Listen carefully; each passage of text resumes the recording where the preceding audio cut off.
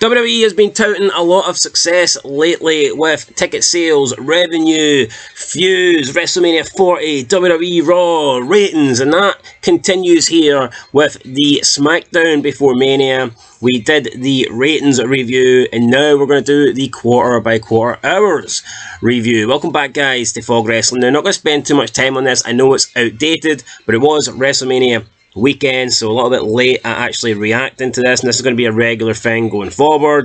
Don't know if you've realised, last couple of weeks been doing the quarter by quarter hours for the top 4 shows.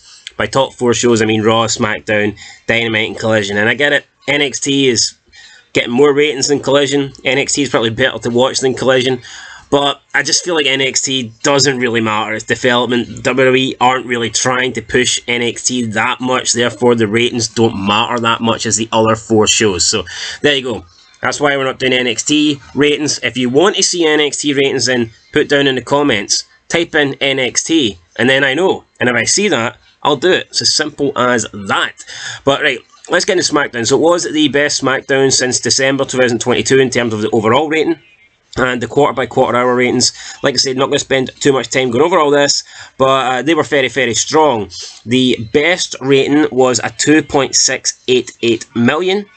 That came in quarter 3, and the lowest rating was a 2.553 million. That came in quarter 7. So we're talking about the difference between the lowest rated and the highest rated isn't that big at all. 135,000 people. So that just shows you how consistent this show was. And I think because it was the SmackDown for Mania, you got the Hall of Fame ceremony coming on after this, that's probably a reason why. But I mean, you look at this and you compare this to what happens with Dynamite and the fact that Dynamite loses about half its audience from start to finish. I mean, Tony Khan would kill for numbers like this. He really would. Anyway, let's get into it. Quarter 1, 8 o'clock to 8:15. Started with Kevin Owens, Randy Orton promo, angle with Logan Paul. Theory and Grayson Waller got involved. Starts off at 2.641 million.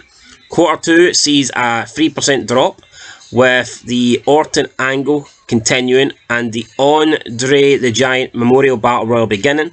This did a 2.572. We move on to quarter 3 where we get a 5% increase. We had the continuation of the Battle Royal. We had a Logan Paul angle, a Karrion Kross promo, another Logan Paul live promo with Orton getting involved as well as Owens. So I believe that's when they came out and RKO'd him, I think. Yeah, I think it was. So that was the best segment of the show. We move into quarter 4, 8:45 to 9 p.m. It's Selena Vega versus Elektra Lopez. Post-match stuff with Legado del Fantasma with Dominic Mysterio and Andrade. This lost 5%.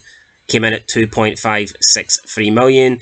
We move into quarter 5. Normally, this quarter has like a big increase because it's quarter 5 and it's the top of the hour, but this week it didn't really happen. It was just so consistent on SmackDown. It went up 2% though, and it did 2.607 million. It was Bianca Belair, Naomi and Jade Cargill promo, Jey Uso backstage, and then we got Theory and Waller versus the New Catch Republic. Moving into quarter 6, 9:15 to 9:30, Theory and Waller versus the New Catch Republic continues, and we get a post-match beatdown with the Judgment Day, and then we got a Bayley and Damage Control video, and this just lost, I mean it didn't go down in terms of percentage, but it lost like 7,000 views, so not a lot there. We then move into quarter 7, it was 9:30 to 9:45, we get the LA Knight live promo, we get Bobby Lashley, B-Fab and the Street Profits cutting a promo backstage, and that was that. That went down 2% to a 2.553 million. And then we go into quarter 8, the final quarter of the show. We get a quick 2%, small 2% rise to finish off with a 2.599 million. And this quarter 8, 9:45 to 10 p.m, consisted of Jey Uso versus Solo Sikoa with a post-match of Jimmy Uso, Cody Rhodes and Seth Rollins getting involved. So it kind of just ended with Jey, Rhodes and Rollins just beating up Jimmy with the strap.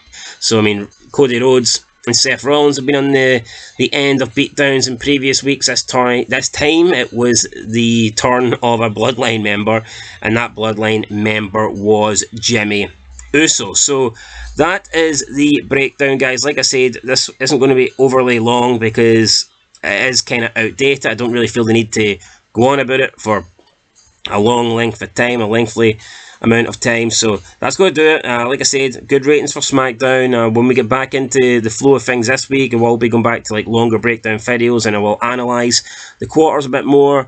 But yeah, no, for this week, SmackDown was solid. Like I said, the show did a 2.603 million overall, best rating in almost 18 months. So yeah, good. And then you look at Raw. I mean, Raw did its best rating in over 4 years. So yeah, WWE are probably doing the best they've done in a while. Is the product beginning to pick up? I think it did towards Mania. Will it continue after Mania? Let's just hope so. Anyway, guys, that's it. Let me know your thoughts down below. Catch you in the next one. Till then, peace.